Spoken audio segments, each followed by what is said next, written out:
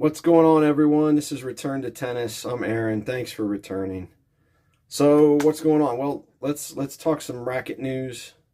We got something we're going to look at today, but let's get through some racket news first. Thing is that, it's probably not new to most of you if you've been following what's going on. Head rackets. Head is releasing a racket called the Boom Raw, which my understanding is kind of made from recycled or naturally resourced materials. The idea being a smaller carbon footprint. From what it sounds like, it doesn't play any different, like it's a Boom, but you're just getting a limited release of a racket that's made a little differently. Maybe this is the future of how rackets will be made. We'll see. But I expect with a limited release, I'm expecting a high price tag if it's even available to most people in the public. It might just get sent to special, creators, content creators, and influencers that Head wants to, target. Additionally, I believe I heard over at Tennis Nerd with Jonas that the Head Instinct is going to be discontinued. They're going to drop that line of rackets. Not surprising, really. Head has 7 rackets in their lineup, right? That's a lot. I mean, Wilson has 6, which is way too many. If you look at a lot of the other competitors like Babolat, Yonex, Technofiber, Dunlop, they are around 3 rackets. Now, of course, they have discount models, like Babolat has their Boost line. That's not a heavily endorsed line. They don't push that line. It's an entry-level beginner player frame. I kind of feel that's how the Instinct was, even though it was priced a bit higher than a entry-level frame, like about $150, which is reasonable, I mean. But that line's getting dropped. I kind of feel like the Prestige line may be next. They may be on the chopping block. I don't see a lot of action around the Prestige. I love the Prestige. It's probably my favorite line, to be honest. I like a smaller head size, control-oriented. The 95 is great. The 93s, which they discontinued the 93 in like 2016, 2018. That was the all-red one. That was the last 93 Prestige that they ever made. After that, they went to 95s, as well as a 98. And then they had like a couple different versions of a Prestige, trying to bring it more for the modern player. A lot of your standard modern players, they don't play those small head sizes. But I go out, I go to the club, I play USTA events, I play UTR events, and I watch the local college tennis, which is Ohio State. They're number 3 in the nation, so they're playing a lot of top 9 schools. They actually just lost to UCLA over the weekend. I watched that match. It was really close. Man, some high-level tennis. When I'm going around and I'm seeing what people are playing at these various places, I see head radicals. Not as much as I used to, but I still see them. I see head speed a little bit. It used to be a lot of speed. I'd see head speeds everywhere. Now I'm only seeing them some.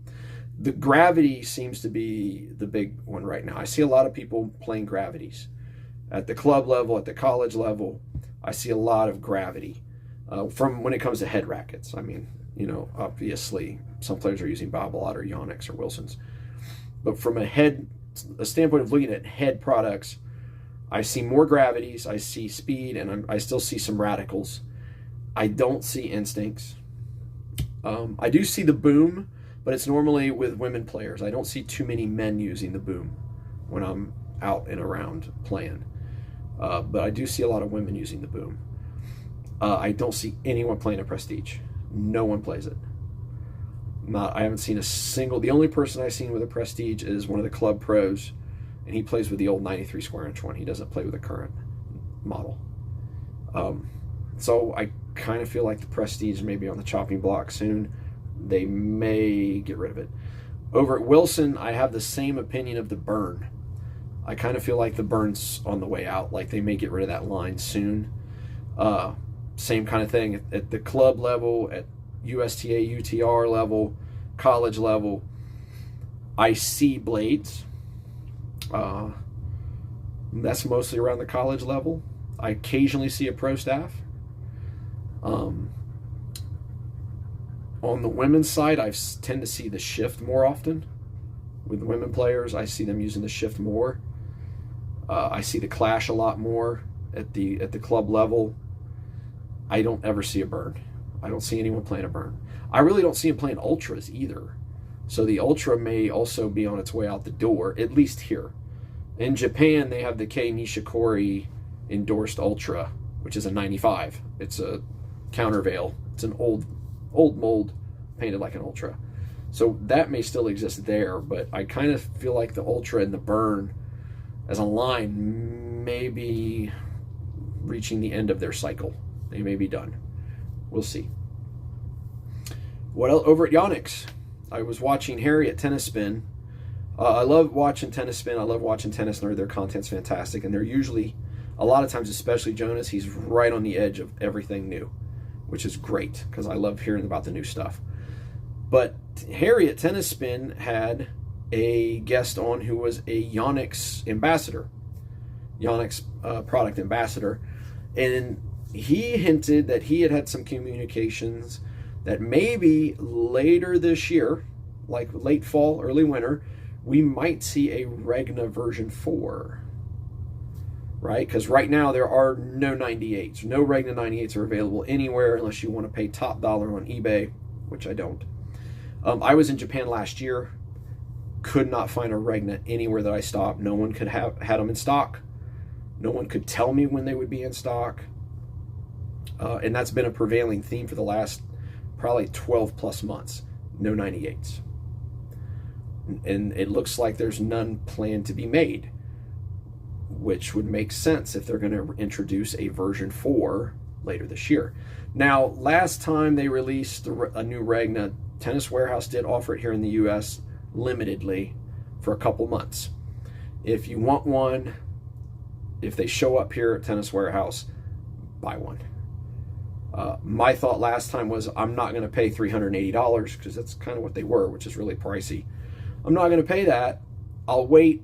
I'll find one on eBay. Someone trying to dump one. They didn't like it. I'll get it for less. That didn't happen. That didn't happen. You go on eBay right now, a 98 Regna is going for $480. So it's a rare kind of thing where the racket really doesn't lose value. If anything, it gains in value. So if they release them here in the States in the fall, I'm probably going to buy 2 of them. Just to have them. And if I don't like it, I always know I can wait 6 months. There won't be any available, and I'll sell it on eBay at a profit. So just a little bit of a plan. But don't go too heavy on those. I think they kind of limit how many you can buy at Tennis Warehouse anyway. Anyway, what else we got? Well, I was, a few weeks ago, I was traveling for spring break. I was in Korea. Checked out the racket scene in Korea. I was very excited because Japan was awesome. So many rackets available in Japan, so many different models, so many different paint jobs, a variety of used rackets, easily accessible in Japan. So my thought was Korea would be similar. It wasn't. The used racket market in Korea is almost non-existent. I was very disappointed. I stopped at 5 different racket shops, including the big, corporate one, Tennis Metro, which is kind of cool. They have all the latest stuff. They're a very modern, brightly lit, great shop. At the Tennis Metro in Lotte World Mall, they have actually a test facility, like a half court or something. You can actually test frames. It's really awesome. But they don't offer anything that I can't get here. Everything they had I could get in the States.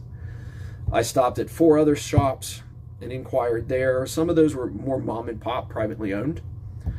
They offered some things that Tennis Metro didn't. Other brands, Selenkos, Diadems, things like that. I asked at these shops, is there a place that sells used rackets? Resounding no. I was told pretty much you would have to be part of the online trading community. You could go online, and that's how everybody was doing things used. I didn't have the time or the language skills to try to navigate online in Korea to try to track anything down. I did find one shop that had used rackets. They had about 20, 25 used rackets, nothing fancy, all fairly recent models, not anything vintage. So I just gave it a pass. They did have a lot of Pro Kenix though, like Pro Kenix rackets I'd never even seen before. They were kind of like they had a deal with ProKennex of some kind. So, but I didn't come back empty-handed. One of the shops I was in, I picked up a Toalson. This is a Toalson S Mach Pro 97. 97 square inches, obviously, 16 by 19. It is a spin-oriented frame. It does have a lot of power. The throat on the sides here, it's kind of hard to see. It has this rounded kind of almost airfoil, but not quite. It's not. It has a similar airfoil shape to an arrow, but much less pronounced. Very solid frame, 310 grams unstrung. There are a couple pros on tour that play this. The one that comes to mind is Sophie Chang out of the US. She's top 150 WTA. But we're going to see if the weather holds out for us. We're going to get out, see what it's like out there today. Weather's been kind of sketchy here and there this week. And we're going to talk about it. Let's go.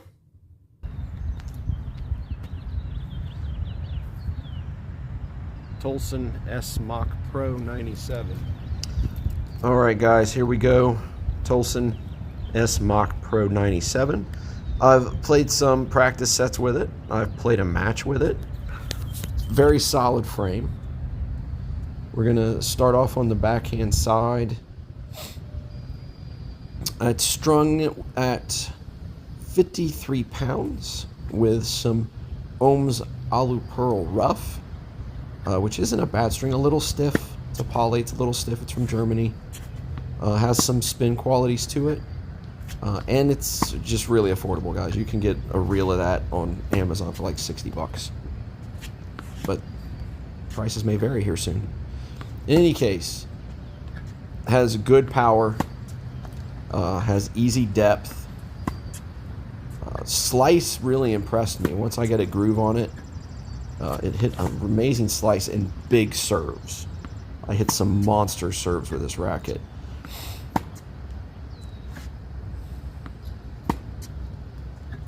But it is, I'm going to be honest, it's not very forgiving in terms of how you make contact with the ball.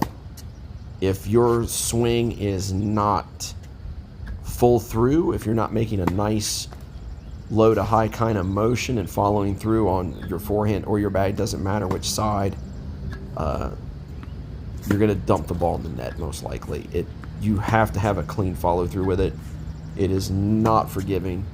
I know there's a lot of rackets that I hit. If I'm a little off on my swing, I can still manage to produce a ball that gets over the net. Maybe isn't too bad. Not this one. If I'm a little off on this one, I get nothing. I get nothing but net and the ball rolling back to me. It's really forces you to pay attention to the quality of your swing. I find the sweet spot to be small. The sweet spot is a little small on this. When you find it, man, I mean, the ball just flies out. It's got a lot of power. And spin is pretty good. Like I said, it has a throat that is somewhat kind of an airfoil-ish kind of shape. It's not very as pronounced as a pure arrows would be. But it does have great spin potential, and it does have easy depth. But what it does not have is much in terms of dampening technology. So it is a bit of a stiffer frame, and it is lacking some dampening tech, and it can be a little hard on the arm. I found it to be a bit too jarring after a while. Like I could get through a match with it, and then afterwards my arm would be kind of sore. And my wrist, and my elbow, and my shoulder, it's a little much. I need that tech, I think. I had heard from some reviews that it had some qualities similar to the Yonex Regna. So I decided before hitting it today that I would hit my Regna first. Had a great session with the Regna. Hit it very well, especially on the backhand side. Hit some great forehands with it. I can say that I don't see the similarities. I have a Regna 100. This is a 97. Maybe they were comparing it to the 98. I don't see the similarities in it. The Regna is a better frame. overall. But by no means is this a weak offering from Toalson. It's actually really solid frame. I think I would almost prefer it to the Diadem Axis 98, which is the latest spin racket to hit the market. I would say the Diadem offers better spin and better comfort, but not the same level of control as the Toalson. I think if I was to make a comparison there, when it comes to power, they're pretty comparable, actually. There's a lot of pop that comes out of this frame.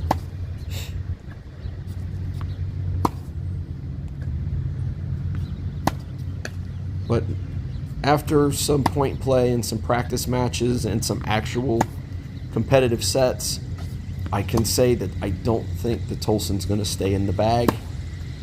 I do enjoy it, but I find it to be just a little too stiff, a little too harsh on the arm.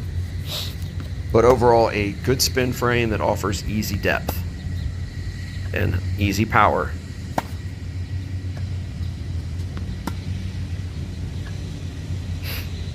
In any case, guys, we're going to wrap it up.